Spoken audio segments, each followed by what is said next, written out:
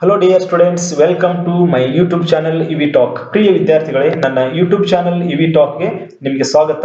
So today I am going to explain you about the in English grammar the correct use of the certain prepositions. So there are lots of prepositions are there. So ನಾನು previous video ಅಲ್ಲಿ prepositions ಸಂಬಂಧಪಟ್ಟಾಗನೇ 2 ರಿಂದ 3 ವಿಡಿಯೋಗಳು ಕೂಡ upload ಮಾಡಿದ್ದೀನಿ. So ಕೆಲವೊಂದು important, so ಕೆಲವೊಂದು correct certain ಪ್ರಿಪೋಷನ್ಸ್ ಇರುತ್ತೆ, ಅದಕ್ಕೆ ನಾವು ಯೂಸ್ ಮಾಡಿದ್ರೆ ಕನ್ಫ್ಯೂಸ್ ಮಾಡ್ಬಿಟ್ಟಿರ್ತೀವಿ. ಬಿಕಾಸ್ ಎರಡು ಪ್ರಿಪೋಷನ್ಸ್ ಸೇಮ್ ಇರುತ್ತೆ, ಬಟ್ ಅದು ಸ್ವಲ್ಪ ಡಿಫ್ರೆನ್ಸ್ ಇರುತ್ತೆ. ನಾವು ಅನ್ಕೊಳ್ತೀವಿ ಎರಡನ್ನು ಕೂಡ ಯೂಸ್ ಮಾಡಬಹುದು ಆ ಸೆಂಟೆನ್ಸ್ ಅಲ್ಲಿ, ಅಥವಾ ಮಾತಾಡ್ತಿರ್ಬೇಕಾದ್ರೆ ಎರಡನ್ನು ಕೂಡ ಯೂಸ್ ಮಾಡಬಹುದು ಅಂತ, but ಅದಾಗಲ್ಲ.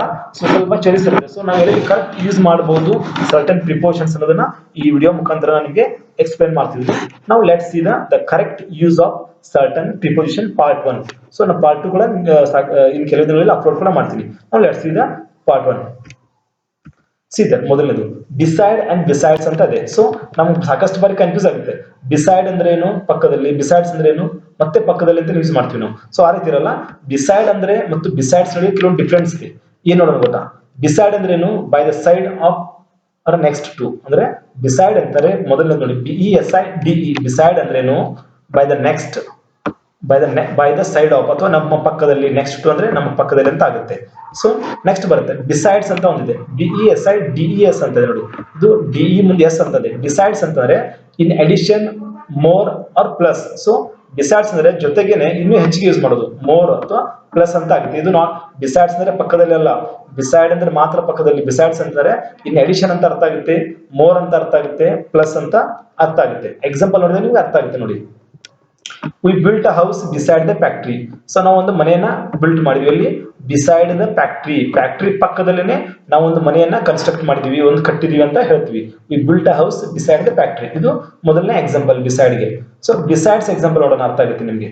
See that I speak English besides French. ನೋಡಿ, I speak English besides French. Besides ಅಂದ್ರೆ more ಪ್ಲಸ್ ಅಡಿಷನ್ ಅಂತ ಅರ್ಥ ಆಗುತ್ತೆ. I speak English besides French. I drink coffee besides tea. So ಈ ತರ ಆಗುತ್ತೆ. ಅಂದ್ರೆ ಜೊತೆಗೇನೆ ಇನ್ನೊಂದನ್ನ ಪ್ಲಸ್ ಮಾಡಿ ಹೇಳೋದು. ಸೊ ಬಿಸೈಡ್ಸ್ ಅರ್ಥ ಆಗುತ್ತೆ ಅದ್ರ ಜೊತೆಗೇನೆ. So I speak English besides tea. ನಾನು ಇಂಗ್ಲಿಷ್ ಜೊತೆ ಫ್ರೆಂಚ್ ಕೂಡ ಮಾತಾಡ್ತೀನಿ. I drink coffee besides tea. ನಾನು ಕಾಫಿ ಜೊತೆ ಟೀ ಕೂಡ ಕುಡಿತೀನಿ ಅಂತ ಅರ್ಥ ಆಗುತ್ತೆ. So it's about the difference between the beside and besides. Okay, now let's see the next one. See that since and for ಅಂತ ಇದೆ. So since means what? ಇದು ಕೂಡ ನಾವು ಸಾಕಷ್ಟು ಬಾರಿ ಸೇಮ್ ಯೂಸ್ ಮಾಡಿರ್ತೀವಿ. ಇಲ್ಲಿ since ಅಂದ್ರೆ is used for a point of time. Exact point of time ಗೆ ನಾವು since ಯೂಸ್ ಮಾಡ್ತೀವಿ. ಸೊ for ನಲ್ಲಿ ಯೂಸ್ ಮಾಡ್ತೀವಿ. ಹಾಗಾದ್ರೆ is used for period in a perfect tense. Perfect tense ಅಲ್ಲಿ ಒಂದು ಟೈಮ್ ಆಫ್ ಪೀರಿಯಡ್ ಗೆ, ನಾವು ಒಂದು ಟೈಮ್ ಆಫ್ ಪೀರಿಯಡ್ ಗೆ for ಯೂಸ್ ಮಾಡ್ತೀವಿ. ಪಾಯಿಂಟ್ ಆಫ್ ಟೈಮ್ ಗೆ since ಅನ್ನು ಯೂಸ್ ಮಾಡ್ತೀವಿ. ಸೊ ನೋಡಿ, since ಅನ್ನ ಪಾಯಿಂಟ್ ಆಫ್ ಟೈಮ್ ಯೂಸ್ ಮಾಡಬೇಕು, for ಅನ್ನ ಪೀರಿಯಡ್ ಆಫ್ ಟೈಮ್ ಯೂಸ್ ಮಾಡಬೇಕು ಪರ್ಫೆಕ್ಟ್ ಟೆನ್ಸ್ ಅಲ್ಲಿ. ಸೊ ಎಕ್ಸಾಂಪಲ್ ನೋಡಿದ್ರೆ ನಿಮ್ಗೆ ಅರ್ಥ ಆಗುತ್ತೆ. V have been here since 4 o'clock. ನೋಡಿ, we have been here since 4 o'clock. Since ಅನ್ನೋದು ಪಾಯಿಂಟ್ ಆಫ್ ಟೈಮ್ ಹೇಳ್ತದೆ. We have been here since 4 o'clock. ನಾವು 4 ಗಂಟೆಯಿಂದ ಇಲ್ಲೇ ಇದೀವಿ ಅಂತ ಪಾಯಿಂಟ್ ಆಫ್ ಟೈಮ್ ಬಗ್ಗೆ ಹೇಳ್ತದೆ. ಸೊ ನಾವು ಅದೇ ಫಾರ್ ಎಕ್ಸಾಂಪಲ್ ನೋಡಿದಾಗ V have stayed here for 2 weeks. ನೋಡಿ, we have stayed here for 2 weeks. ನಾವು 2 ವಾರದಿಂದ ನಾವು ಇಲ್ಲೇ ಸ್ಟೇ ಮಾಡಿದೀವಿ ಅಂತ. ಇದು ಪೀರಿಯಡ್ ಆಫ್ ಟೈಮ್ ಅನ್ನು ಎಕ್ಸ್ಪ್ರೆಸ್ ಮಾಡ್ತದೆ. ಸೊ ಮೊದಲನೇ ಸೆಂಟೆನ್ಸ್ ಪಾಯಿಂಟ್ ಆಫ್ ಟೈಮ್ ಬಗ್ಗೆ ಹೇಳಿದ್ರೆ ನೋಡಿ, we have been here since 4 o'clock. Exact point of time ಹೇಳ್ತದೆ. ಸೊ ಫಾರ್ ಇನ್ ಹೇಳ್ತದೆ we have stayed here for 2 weeks. Is a period of time ಅನ್ನ express ಮಾಡ್ತದೆ. So I hope you understand ಅಂತ ಅನ್ಕೋತೀನಿ. So ನಿಮ್ಗೆ ಅರ್ಥ ಆಗಲಿದ್ರೆ ಮತ್ತೊಂದ್ಸರಿ video ನೋಡಿ, ಚೆನ್ನಾಗಿ ಅರ್ಥ ಮಾಡ್ಕೊಳ್ಳಿ. Let's see the next example. Third example ನೋಡೋಣ. among and between is there. So what is the difference between the among and between? ಸಾಕಷ್ಟು ಬಾರಿ ನಾವು ಕನ್ಫ್ಯೂಸ್ ಮಾಡ್ಕೊಂಡಿರ್ತೀವಿ. ಸೊ among ಅನ್ನು ನಾವು ಎಲ್ಲಿ ಯೂಸ್ ಮಾಡ್ಬೇಕಂತಾರೆ, more than 2 persons or things. More than 2 persons or things, ಇಬ್ಬರಿಗಿಂತ ಹೆಚ್ಚಿಗೆ ಜನ ಇದ್ದಾಗ, ವಸ್ತುಗಳಿದ್ದಾಗ ನಾವು among ಯೂಸ್ ಮಾಡಬೇಕು. ಆಮೇಲೆ ಬಿಟ್ವೀನ್ ಅಲ್ಲಿ ಯೂಸ್ ಮಾಡ್ಬೇಕಂತಾರೆ 2 persons or things, ಇಬ್ಬರು ಇದ್ದಾಗ ಮಾತ್ರ, ಇಬ್ಬರು ವ್ಯಕ್ತಿಗಳು ಅಥವಾ ವಸ್ತುಗಳಿದ್ದಾಗ ಮಾತ್ರ ನಾವು ಈ ಬಿಟ್ವೀನ್ ಯೂಸ್ ಮಾಡಬೇಕು. ಮೋರ್ ದೆನ್ 2 ಇದ್ದಾಗ among ಅನ್ನ ಯೂಸ್ ಮಾಡಬೇಕು. ಎಕ್ಸಾಂಪಲ್ ನೋಡಿದ್ರೆ ನಿಮಗೆ ಅರ್ಥ ಆಗುತ್ತೆ. So don't be confused here. ನೋಡಿ, they have friendship among themselves. They have friendship among themselves. So among ಅಂದ್ರೆ ಅವರೆಲ್ಲರ ನಡುವೆ ಒಂದು ಫ್ರೆಂಡ್ಶಿಪ್ ಇದೆ ಅಂತ. ದೆಮ್ಸೆಲ್ವ್ಸ್ ಅಂದ್ರೆ ಬಹಳಷ್ಟು ಜನರಲ್ಲಿ. ಸೊ ಮೋರ್ ದೆನ್ 2 ಇದಾರೆ. They have friendship among themselves ಅಂತ ಹೇಳ್ಬೋದು. ಅಥವಾ the sweet is distributed among students. ನೋಡಿ, ಸ್ವೀಟ್ ಅನ್ನ ಈ ಸ್ಟೂಡೆಂಟ್ಸ್ ಗಳ ನಡುವೆ ಡಿಸ್ಟ್ರಿಬ್ಯೂಟ್ ಮಾಡಿದಾರೆ ಅಂತ ಆಗುತ್ತೆ. The sweet is distributed among students ಅಂತ ಆಗುತ್ತೆ. They have friendship among themselves ಅಂತ ಆಗ್ಬೋದು. ಇನ್ನು ಬಿಟ್ವೀನ್ ಅನ್ನ ಕೇವಲ ಇಬ್ಬರ ನಡುವೆ ಅಂತ ಆಗುತ್ತೆ. There was an argument between the 2 girls. There was an argument.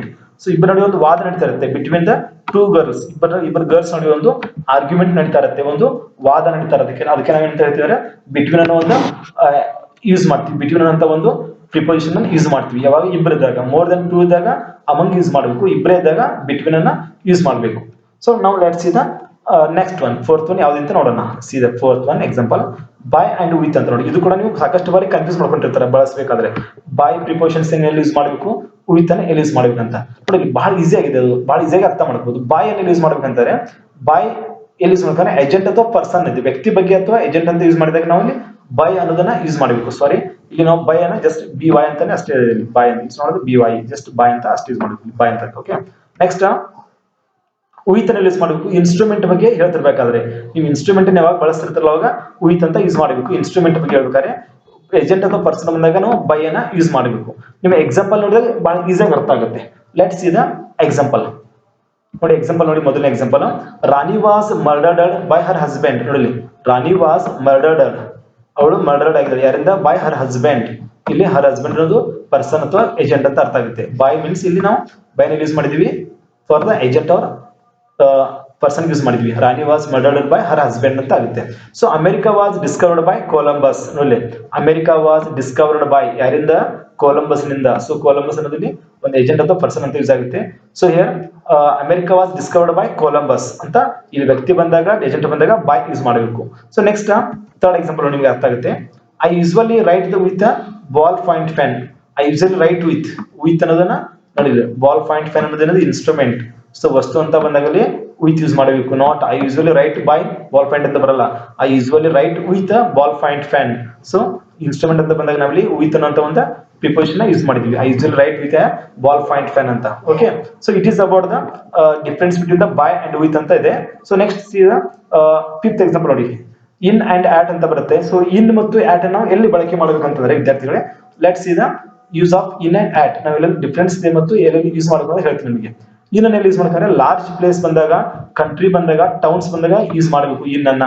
So ಇನ್ನೊಂದ್ ಕಡೆ ಬರುತ್ತೆ, ಯಾವುದು ಅದು ಪ್ಲೇಸ್ ಪ್ರಿಪೋಷನ್ಸ್ ಬರುತ್ತೆ. ಅಂದ್ರೆ ಇದು ಪ್ಲೇಸ್ ಬರುತ್ತೆ, ಇನ್ನೊಂದು ಟೈಮ್ ಒಳಗೆ ಅಂತ ಬರುತ್ತೆ, ಆದ್ ಬೇರೆ. ಇಲ್ಲಿ ಇನ್ ಅನ್ನ ಎಲ್ಲಿ ಯೂಸ್ ಮಾಡ್ತಿದ್ರೆ ನಾವು ಮೊದಲೇ ಲಾರ್ಜ್ ಪ್ಲೇಸ್ ನಡುವೆ ಯೂಸ್ ಮಾಡಬೇಕು, ಕಂಟ್ರೀಸ್ ಗಳು ಬಂದಾಗ ಯೂಸ್ ಮಾಡಬೇಕು, ಟೌನ್ಸ್ ಅಲ್ಲಿ ಬಂದಾಗ ಯೂಸ್ ಮಾಡಬೇಕು. ಇನ್ನು ಆಟ್ ಅಲ್ಲಿ ಯೂಸ್ ಮಾಡಬೇಕು, ಸ್ಮಾಲ್ ಟೌನ್ಸ್ ಬಂದಾಗ ಯೂಸ್ ಮಾಡಬೇಕು ಆಟ್ ಅನ್ನ. ಜೊತೆಗೆ ವಿಲೇಜಸ್ ಬಂದಾಗ ಆಟ್ ಅನ್ನ ಯೂಸ್ ಮಾಡಬೇಕು. ಅಂದ್ರೆ ಸ್ಮಾಲ್ ಟೌನ್ಸ್ ಎಕ್ಸಾಕ್ಟ್ ಆಗಿ ಹೇಳೋದನ್ನ ಆಟ್ ಯೂಸ್ ಮಾಡ್ತೀವಿ. ಇಲ್ಲಿ ಕೂಡ ನಿಮಗೆ ಎಕ್ಸಾಂಪಲ್ ನೋಡಿದ್ರೆ ಅರ್ಥ ಆಗುತ್ತೆ. ಸೀದಾ ಎಕ್ಸಾಂಪಲ್ಸ್ ನೋಡಿ. ಮೊದಲನೇದು, she was born at Kittur in Karnataka. She was born at Kittur. Kittur is a small town in Karnataka. Karnataka is a large place, ಹೌದಾ, ಲಾರ್ಜ್ ಸ್ಟೇಟ್ ಆಗುತ್ತೆ. ಇನ್ ಕರ್ನಾಟಕ, ಹೌದಾ, Karnataka is a large state. So ಇಲ್ಲಿ ಕರ್ನಾಟಕದಲ್ಲಿ ಅವಳು ಎಲ್ಲಿ ಹುಟ್ಟಿದಾಳೆ, Kittur. She was born at Kittur in Karnataka. ಈ ಕರ್ನಾಟಕದಲ್ಲಿ ಕಿತ್ತೂರಲ್ಲಿ ಅಂತ ಅಂದ್ರೆ ಸ್ಮಾಲ್ ಟೌನ್ ಅಲ್ಲಿ ಆಟ್ ಯೂಸ್ ಮಾಡಿದೀವಿ, ಲಾರ್ಜ್ ದಲ್ಲಿ ಕರ್ನಾಟಕ ಅಂತ ಯೂಸ್ ಮಾಡಿದೀವಿ. ಸೊ ಎರಡನೇ ಎಕ್ಸಾಂಪಲ್ ನೋಡಿ. he lived in Belgaum at ಕುಂತಿ ನಗರ್ ಅಂತ. he lived in Belgaum. so in Belgaum ಅಲ್ಲಿ she was lived in at Kunti Nagar. at ಕುಂತಿ ನಗರ್ ಅನ್ನೋದು ಸ್ಮಾಲ್ ಒಂದು ಪ್ಲೇಸ್ ಆಗುತ್ತೆ, ಸ್ಮಾಲ್ ಒಂದು ನಗರ ಅಂತ ಆಗುತ್ತೆ, ಸ್ಮಾಲ್ ಒಂದು ಪ್ಲೇಸ್ ಆಗುತ್ತೆ ಅದು at ಕುಂತಿ ನಗರ್. ಸೊ ಇಲ್ಲಿ he lived in Belgaum at ಕುಂತಿ ನಗರ್.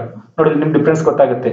ಈ ಆಟ್ ಅನ್ನೋದನ್ನ ಎಕ್ಸಾಕ್ಟ್ ಪ್ಲೇಸ್ಗೆ ಅಥವಾ ಸ್ಮಾಲ್ ಟೌನ್ಸ್ಗೆ, ವಿಲೇಜಸ್ ಯೂಸ್ ಮಾಡಿದ್ರೆ, ಇನ್ನೊಂದನ್ನ ಲಾರ್ಜ್ ಪ್ಲೇಸ್, ಕಂಟ್ರೀಸ್ ಮತ್ತು ಟೌನ್ಸ್ ಯೂಸ್ ಮಾಡ್ತೀವಿ. So it is the difference between the use of in and at. So ಜೊತೆಗೇನೆ ನಾವು ಆಟ್ ಅನ್ನ ಎಕ್ಸಾಕ್ಟ್ ಟೈಮ್ ಕೂಡ ಯೂಸ್ ಮಾಡ್ತೀವಿ.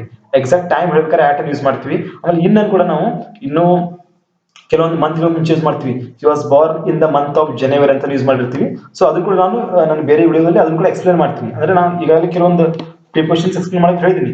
ಕೆಲವೊಂದು ಪ್ರಿಪೋಷನ್ಸ್ ನಾವು ಟೈಮ್ ಪ್ರಿಪೋಷನ್ ಮತ್ತು ಪ್ಲೇಸ್ ಪ್ರಿಪೋಷನ್ ಅಂತ ಎರಡು ರೀತಿಯಾಗಿ ಕೂಡ ಯೂಸ್ ಮಾಡ್ತೀವಿ ನಾವು. ಸೊ ಅದನ್ನ ಕೂಡ ನನಗೆ ನೆಕ್ಸ್ಟ್ ವಿಡಿಯೋಗಳಲ್ಲಿ ಹೇಳ್ತೀನಿ ಯಾವ ರೀತಿ ಯೂಸ್ ಮಾಡ್ಬೇಕಂತ. ಸೊ ಇದು ರಿಯಲಿ ಲೈಕ್ ಮೈ ವಿಡಿಯೋ. ನನ್ನ ವಿಡಿಯೋ ನಿಮ್ಗೆ ಲೈಕ್ ಆದರೆ ದಯವಿಟ್ಟು ನನ್ನ ವಿಡಿಯೋನ ಶೇರ್ ಮಾಡಿ ಬೇರೆ ಬೇರೆ ವಿದ್ಯಾರ್ಥಿಗಳಿಗೆ, ನಿಮ್ಮ ಫ್ರೆಂಡ್ಸ್ಗೆ. ಅದೇ ರೀತಿ ನನ್ನ ಚಾನಲ್ ಸಬ್ಸ್ಕ್ರೈಬ್ ಕೂಡ ಮಾಡಿ. ನನ್ನ ಯುವಿ ಟಾಕ್ ಚಾನಲ್ ಸಬ್ಸ್ಕ್ರೈಬ್ ಮಾಡೋ ಮುಖಾಂತರ ಇನ್ ಫ್ಯೂಚರ್ ಬರುವಂತ ಎಲ್ಲ ಗ್ರಾಮರ್ ವಿಡಿಯೋಸ್ ಇರಬಹುದು, ಹಾಗೆ ಟೆಕ್ಸ್ಟ್ ಗೆ ಸಂಬಂಧಪಟ್ಟಂತ ವಿಡಿಯೋಗಳು ಇರಬಹುದು, ಪ್ರತಿಯೊಂದು ಕೂಡ ನಿಮಗೆ ನೋಟಿಫಿಕೇಶನ್ ಬರುತ್ತೆ ಎಲ್ಲ ವಿಡಿಯೋಗಳದ್ದು. ಜೊತೆಗೇನೆ ಇದಕ್ಕಿಂತ ಮುಂಚೆ ಕೂಡ ನಾನು ಸಾಕಷ್ಟು ಮೋರ್ ದನ್ 75-80 ಗ್ರಾಮರ್ ವಿಡಿಯೋಸ್ ಗಳನ್ನ ಅಪ್ಲೋಡ್ ಮಾಡಿದ್ದೀನಿ. ಸೊ ಇದೇ ರೀತಿ ಕನ್ನಡದಲ್ಲಿ ಎಕ್ಸ್ಪ್ಲೈನ್ ಮಾಡ್ತಾ ಬಹಳ ಈಸಿಯಾಗಿ ನಿಮ್ಗೆ ಅರ್ಥ ಆಗಿ ಹೇಳಿದ್ದೀನಿ. ಸೊ ನೀವು ಅದನ್ನು ಕೂಡ ನೋಡಬಹುದು ನನ್ನ ಚಾನಲ್ ಅನ್ನ ಸಬ್ಸ್ಕ್ರೈಬ್ ಮಾಡೋ ಮುಖಾಂತರ. So thank you so much for watching.